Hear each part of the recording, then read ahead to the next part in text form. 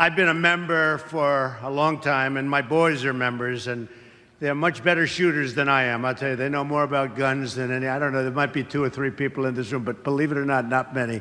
So to get the endorsement, believe me, is a fantastic honor. And I just said to Wayne, and I just said to Chris, I will not let you down. Remember that. I will not let you down.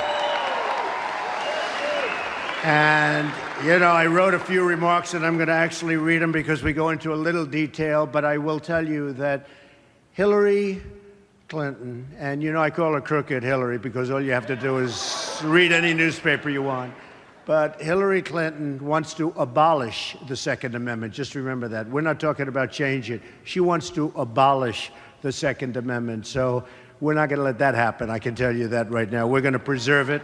We're going to cherish it. We're going to take care of it. Okay? You know, they keep chipping away. They talk about the magazines. They talk about the bullets. We're going to take care of it. You know, a couple of things before I give you some more detailed remarks. I feel really happy with what's going on. You know, the Fox poll came out 3 days ago, and in the Fox poll, I'm leading Hillary 41 to 44. 44. And last night, Rasmussen, which is a highly respected poll, came out. Trump 42, Crooked Hillary Clinton 37. So we're doing well.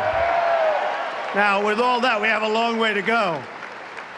But if you get every one of your friends to go vote, because there's a big difference. You know, on a lot of the things, there's a difference, and some are subtle, some are big. And by the way, we're in Kentucky. We're going to put the miners back to work before I forget about that. We're going to put the miners. We just left, and I also won Kentucky, so I love Kentucky. I used to work in Cincinnati. For 2 summers, I worked in Cincinnati doing a job with my father, and I loved Cincinnati, and I'd come over the line and I'd be in Kentucky. You'd be surprised how much I know about Kentucky. But it's an amazing place. But I said when I won New York, because we won New York in a landslide, and then Pennsylvania and Maryland, and we won everything. We were winning everything. We won Connecticut, Delaware, Rhode Island. And then we went to West Virginia, and boy, did I win. Did we do well in West Virginia? Wow. But all landslides. We won in all of the states I mentioned and more. Every single county in every single state. That's called a victory. And we won by massive percentages in the 60s and some in the 70s. And then, of course, we went to Indiana. As you know, that was going to be the firewall for the other side. And it turned out to be a massive victory for us again. It didn't hurt that Bobby Knight came out and said, I want Trump to win. That didn't hurt. If you're in Indiana and Bobby Knight endorses you, I guess that's about as good as it gets. So I just want to say that I've been watching what's going on, and I've been looking at airplanes getting blown up in the air and lots of bad things happening. It's just not the same, and we're going to bring it back, and we're going to bring it back to a real place where we don't have to be so frightened, where we don't have to be so afraid. And you know what's happening in the schools, and you know what's happening everywhere. We're going to bring it back, and you folks are going to be so happy, and you're going to be so proud of your country again. Just remember.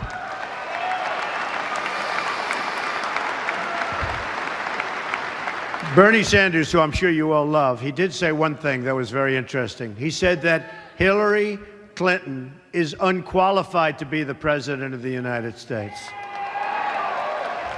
And he said that, and it's just, you know, one of those things. He said she suffers from bad judgment, and she does. You look at so many of her decisions have been bad. So I think we're going to do really, really well, and I look forward to it. I actually look very forward to the debates. I've loved the debates. I don't know. I never debated before, and all of a sudden I have all these debates. And that was a big question mark in my mind. I mean, how will I do in debates? I'm debating people that were on their national debating teams and all of these top debaters, but they never had people interrupting them every other word they'd say. You're a liar, and they're trying to speak and they can't speak. You would have done the same. I know a lot of the audience, you would have done the same. So I just want to give this, and I want to really, it's so important to me. I wrote it down, and again, my sons have been members of the NRA for many, many years, and they're incredible. They have so many rifles and so many guns, sometimes even I get a little bit concerned. I said, that's a lot. Okay, but I will tell you, they know so much about it, and really they're surrogates. They go around and speak, and every time they speak to a gun organization or a club, people call me and they say, you boys are great boys, and boy, do they know their business. So it's one of those things, and that's the way we want it. And, you know, I mention so often, we talk about Paris, or we talk about San Bernardino, and nobody had guns. You know, Paris is probably in the world the toughest place to have a gun. The toughest. France generally, but Paris in particular. And when these thugs walked in, you know, the press used to call them masterminds, right? The mastermind. We're looking, I said, that's why people are joining. That's why they're coming in, because they're using the word mastermind. Not mastermind, thugs. In fact, I call him the guy with the dirty cap. Remember the white cap? And it was filthy dirty. This was the mastermind. And actually, the press has stopped using the term. They're very dishonest people, among the most dishonest I've ever met, but they actually stopped using the term mastermind because they use that term, and then they wonder why our youth is going and fighting for ISIS. They don't even know what they're fighting for. But I think it's gotten a lot better from that standpoint. But if you look at Paris, 130 people killed, hundreds of people still in the hospital, just horribly wounded, can never be the same. Horribly wounded. And these guys came in, boom, boom, you over here, boom, and they just stood there and just shot everybody. No guns on the other side, folks. If you would have had guns on the other side, if I took a couple of these folks in here, some especially wearing the red caps, Make America Great Again, I promise there wouldn't have been 130 people killed and hundreds of people lying in the hospital to this day. It might not have happened. Because if they knew there were guns in the room, it might not have happened. But if it did, you would have had bullets going in the opposite direction, and believe me, the carnage would not have been the same by any stretch of the imagination.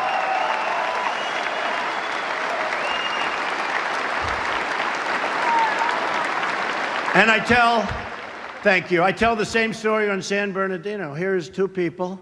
I guess she radicalized him. Who knows? Who knows? It's a mess. We're in a mess, folks, a mess. Radical Islamic terrorism. We have a president, doesn't mention the words, doesn't want to talk about it, and if you don't want to talk about it, you're never going to solve a very big problem, and we're talking a worldwide problem. We're not talking here, we're not talking Kentucky, we're talking all over the world. This is a problem, and we have a president doesn't want to mention the name. You have San Bernardino, 14 people. They worked with these two. They worked with them. They gave them a baby shower. They had a baby. The people they worked with gave them a baby shower. They walked in, no guns on the other side. They had the guns, and they killed 14 people, many wounded, many in the hospital to this day, but they wounded many. But they killed 14 of their coworkers, and the coworkers thought they were friends. So there's something going on. Now, I tell you again, same story. If we had guns on the other side, it wouldn't have been that way. I would have, boom. If we had guns on the other side, it wouldn't have been that way. And then you have the gun-free zones. The gun-free zones, that's real. We had a case, you know, about a year and a half ago was the first I really heard of this. And where you had the 5 military people, great people. One was a master marksman, a master with anything he touched having to do with guns, weapons, anything he touched. And they were told, this is on a military base, folks, on a military base. They were told, put your guns away, got to put your guns. These are, you know, soldiers. These are people that are representing us. These are the top of the line. These were 5 great, brave, incredible soldiers. Put your guns away. So their guns are locked up, put in a different area of the place. And this whack job walks in and starts shooting them, killed all 5 of them. Gun-free zones. We're getting rid of gun-free zones, okay? I can tell you. We're getting rid of that.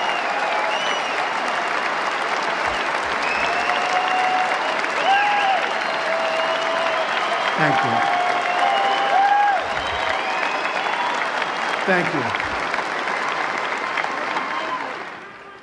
That wasn't part of my speech. I must be honest with you. I don't know. Maybe I shouldn't read you what I have here, but In fact, if I would have known teleprompters, I would have used them. I've started to use them a little bit. They're not bad. You never get yourself in trouble when you use a teleprompter. You know, the problem is it's too easy. We have a president who uses teleprompters. It's too easy. We should have non-teleprompter speeches only when you're running for president. You find out about people. The other way, you don't find out about anybody. So, the Second Amendment is under a threat like never before. Crooked Hillary Clinton is the most anti-gun, anti-Second Amendment candidate ever to run for office. And as I said before, she wants to abolish the Second Amendment. She wants to take your guns away. She wants to abolish. Just remember that. The NRA and the late hero, and he was a great guy, Charlton Heston, who many of you knew. I met him a few times. He was an incredible guy. Did battle with the Clintons to protect our Second Amendment. The NRA has led the fight time and time again to protect our fundamental freedoms. This is an amazing group. I'll tell you, Chris and Wayne and all of the people, and I've gotten to know a lot of these are incredible people, and they really believe. This isn't like a job. They really, really believe. And we're all lucky to have people like that, I will tell you. Really lucky. Of course, if they didn't endorse me, maybe I wouldn't say that. I would. Hillary Clinton wants to reverse the Supreme Court decision, D.C. versus Heller, upholding the right to keep and bear arms. Hillary said the Supreme Court is wrong on the Second Amendment. That's bad. That's like what she said about the miners. We're going to put the miners and the mines out of business. Then she goes, right? Then she goes to, oh, boy, I'll tell you, West Virginia, how would they? I hate to say I won Kentucky, but I won West Virginia by even more. But of course, she made that statement after I had already won Kentucky. We're going to win them all. We're going to win them all. We're going to win them all. If Hillary gets to appoint her judges, and this is really important. Look, defense is number one. We have to protect our country. Defense, economy's all important. Everything's important. But without defense, we don't have a country. And our military, as you know, it's being decapitated. What they're doing to our military is incredible. I saw over the weekend a documentary on our great airmen. And these are people that are flying our jets, and they're running out of parts for our fighter jets. And these are fighter pilots. These are incredible men. And they're going to junkyards, plane graveyards, they call them, where the planes are. They're graveyards where the old planes, and they're taking parts off. They're cannibalizing the planes. They're taking parts off the planes, and they're putting them onto the jets. And I'm saying, is this the United States? Why don't we have new equipment? And a man got up, great guy, looked as good or better than Tom Cruise. And you know what I'm talking about, because that was a great movie. And he said, you know what? I've been in this for 20 years, and it used to be so incredible. And now it's like a different world. The equipment, the way it's maintained, everything. It's like a different world. And I just have to say, just to interrupt what I'm going to be talking about, I have to say, we're going to make our military bigger and better and stronger than ever before, and nobody is going to push us around. Nobody. Nobody.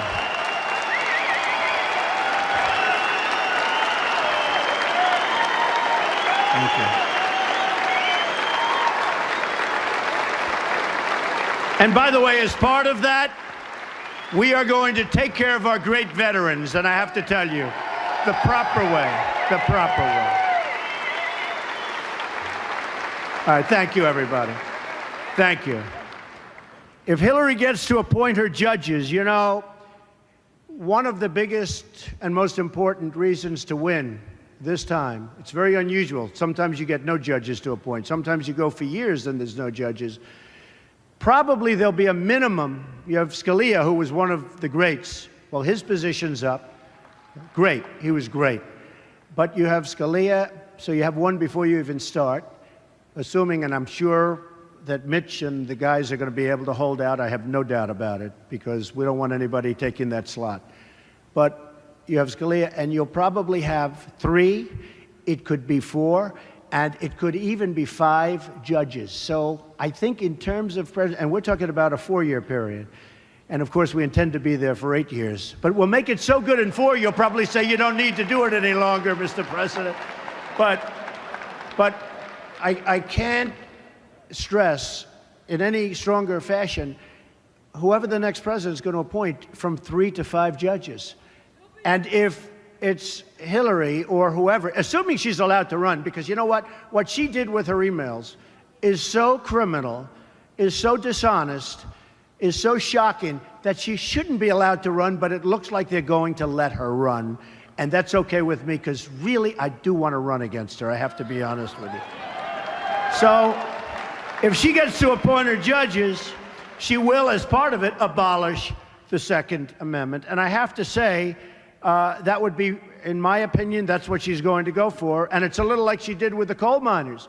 She said about, you know, she's going to put the coal miners, she's going to put the mines out of business. Then she went to West Virginia, and she said, oh, well, I tried to retract. You know, she tried to retract. It didn't work out too well for her. She got really beaten badly. Hillary wants to disarm vulnerable Americans in high-crime neighborhoods. Whether it's a young single mom in Florida or a grandmother in Ohio, Hillary wants them to be defenseless, wants to take away any chance they have of survival. And by the way, you have men and you have women sitting in an apartment, and outside is tremendous crime of all kinds, and they need to be protected. And you know the only way they're going to be able to protect themselves. And if you take that gun away from them, it's going to be a very unfair situation.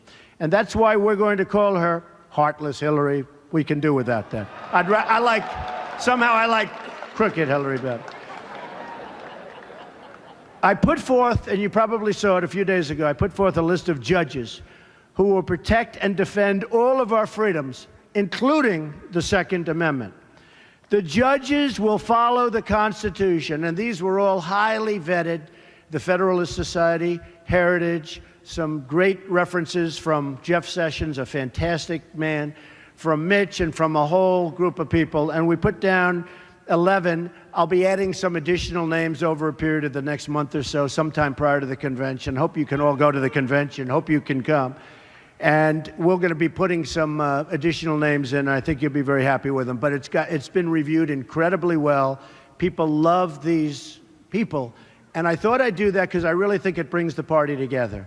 It really is going to, I mean, the effect it's had is incredible, because they weren't sure, will Trump appoint this one, that one? How will the judges be? Such an important thing. So I put together the list with some incredibly important organizations and highly respected, and everybody's really happy. You've seen we've gotten A+ reviews on that. Now, I'd like to call for Hillary Clinton to put together a list also, okay? Let her put together a list, because I'd like to see what that list consists of. And you will see it's day and night, okay? Day and night. And it will not be good for the people in this room. And it won't be good, by the way, for the people of our country, most importantly. So Americans use guns to defend themselves against violent crime more than 1 million times a year, okay? More than 1 million times a year. And they want to take them away. Heartless hypocrites like the Clintons want to take this, and they want to get rid of guns, and yet they have bodyguards that have guns. So I think that in addition to calling for them to name judges, we'll also call them and let their bodyguards immediately disarm, okay? No, they should immediately disarm. And let's see how good they do. Let's see how they feel walking around without their guns on their bodyguards. In the meantime, nobody else can have the guns, right? President Obama tried to take the guns from law-abiding Americans, but has reduced prosecutions of violent criminals who use guns. President Obama is even releasing violent criminals from the jails, including drug dealers and those with gun crimes. And they're being let go by the thousands, Many of these are also, I'm sure you're not going to be surprised to hear this, illegal immigrants. President Obama pushed for changes to sentencing laws that release thousands of dangerous drug trafficking felons and gang members who prey on civilians. And I want to tell you, I've really learned a lot about the border. In fact, 2 weeks ago, you probably saw 16,500 Border Patrol agents endorse Donald Trump. And we've gotten great endorsements. To have the endorsement from NRA today and to have the endorsement from the Border Patrol agents. And I was talking to them. These are incredible people that want to do their job. That's why they're endorsing me. They could just sort of, you know, they're told to stand back. Don't do it. They want to do their job. These are incredible people. It's the first time they've ever endorsed a presidential candidate, and 16,500. So I'm really honored by that. This is Hillary Clinton's agenda to release the violent criminals from jail. She wants them all released. She wants people released that you wouldn't want to walk on the street with, you wouldn't want to look at. And, you know, whether it's Kate in San Francisco, you see what happened there, or Jamil. I've become great friends with his father. Jamil was shot in the face 3 times by somebody that wasn't supposed to be here. Or, and I always say this because this was tragic, a 65-year-old veteran, a woman who was a great woman, raped, sodomized, and killed by an illegal immigrant, wasn't supposed to be here. We're going to straighten it out. And by the way, this doesn't have to do with guns per se, but maybe it has to do with a lot of other things. We're going to build a wall. It's going to be a great wall. We're going to have borders again. People are going to come into the country, but they're coming into the country legally, folks. They're coming in legally. We're going to keep our borders open, and I'll tell you, but they're going to be open when people come in legally. Now, Hillary wants to just keep them open. Anybody can come across, and that's what's been happening. And the crime is violent and a lot. And lots of other things are happening with the drugs pouring across. So she's putting the most vulnerable Americans in jeopardy, and this is a risk that we can no longer afford. We've had enough. I think we've had enough. Wouldn't you say we've had, like... In trying to overturn the Second Amendment, Hillary Clinton is telling everyone, and every woman living in a dangerous community, that she doesn't have the right to defend herself. So you have a woman living in a community, a rough community, bad community, sorry, you can't defend yourself. That is so unfair, and that is so egregious. And I'll tell you what, my poll numbers with women are starting to go up. I never thought of it. This should really lift them up, right? Starting to go up. I will say, my poll numbers with men are through the roof. But I like women more than men. Come on, women, let's go. Come on. And most people know that about me. Most people know that. This is the most basic human right of all. But Hillary wants to strip it away, and strip it away from women and all others. Hillary Clinton will release violent criminals from jail, more so than even Obama. She has a more open policy than Obama, if that's possible, and put innocent Americans at risk. I'm going to put criminals behind bars and guarantee that law-abiding Americans have the right to self-defense, 100%.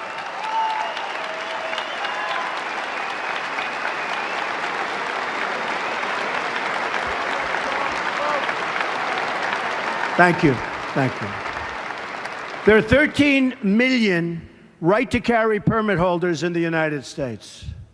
I happen to be one of them. In the past, nobody knows that. Boy, would I surprise somebody if they hit Trump. If I wasn't surrounded by, like, the largest group of Secret Service people, who, by the way, are fantastic people, and our police are fantastic, fantastic people. We have to give a standing ovation to our police. We have to. They are fantastic people. Amazing. They do such a great job. They are so unfairly treated. But they know, and they know how the people feel about them. Thank you. That's great. In the past 30 years, the number of right-to-carry states has gone up sevenfold.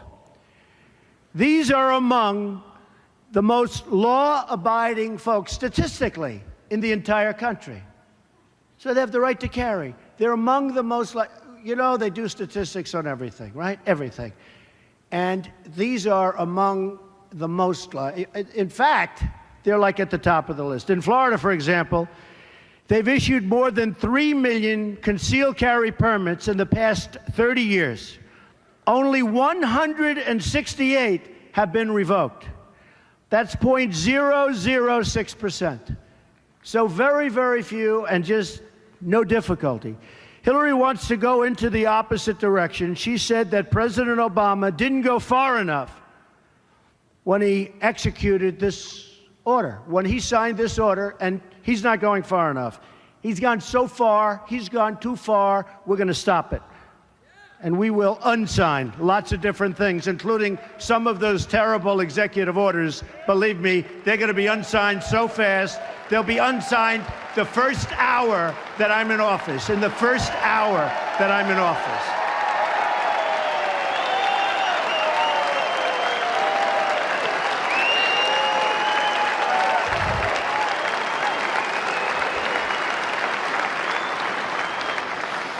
Hillary's pledged to issue new anti-gun executive orders. You know that. This is the behavior, I mean, you could say of a dictator. This is the behavior of somebody, frankly, I think, that doesn't know what she's doing. She's not equipped to be president in so many different ways. But this is the thinking of a person that is not equipped to be the president of the United States. Believe me, she doesn't understand it. Bad judgment. We talk about it. She's got bad judgment. You know where it came from me. It also came from her current opponent, who's doing pretty well. I'll tell you, you talk about a rigged system. He wins every week and he keeps losing. I think Bernie should run as an independent, okay? Let him run. I do. I would love him to run as an independent. Then it would be the three of us on stage. I love that. The Second Amendment is on the ballot in November. The only way to save our Second Amendment is to vote for a person that you all know named Donald Trump, okay? I will tell you. I will never let you down. I will protect our Second Amendment. I will protect our country. Our military will be strong. Our borders will be enforced. We'll get rid of Common Core, which is a disaster. We'll bring education local. So important. Our education is a mess.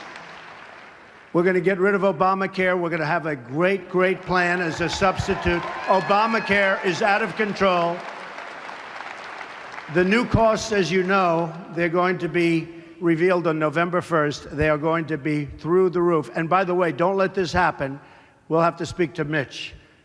Obama is trying to get it delayed till after the election. The new cost will be revealed on November 1st, or unless he gets it changed, and we don't want that to happen. They will be so astronomical, and it'll show what a total failure and disaster Obamacare is. We will repeal it, and we will replace it with something great, okay?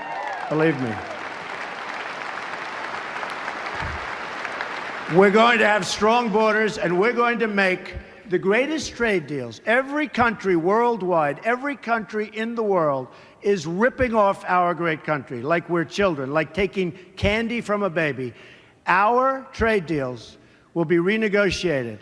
We won't be having trade deficits of $500 billion a year with China anymore, folks.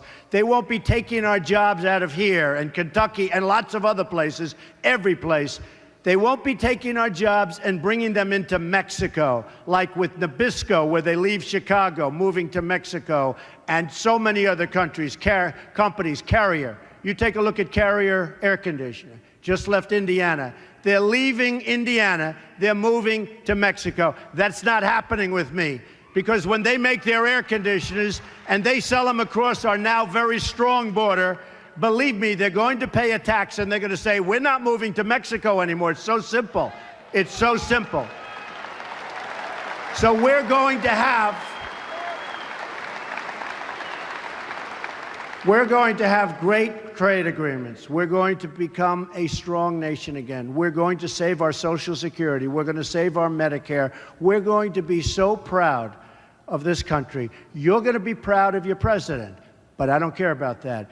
You're going to be proud of your country again. And we're going to start winning again, because we don't win anymore. We never win. We don't win on trade. We don't win with the military. We can't beat ISIS. Believe me, we're going to knock the hell out of ISIS. We have no choice. We're going to knock the hell out of ISIS.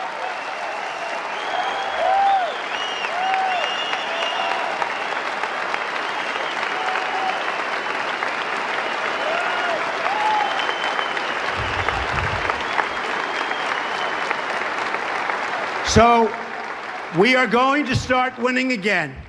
And I have fun saying it, and I say it a lot, but there's nothing better. And some of you have heard it. But we are going to win, win, win. We're going to win with military. We're going to win at the borders. We're going to win with trade. We're going to win at everything. And some of you are friends. And you're going to call. You're going to say, Mr. President, please, we can't take it anymore. We can't win anymore like this.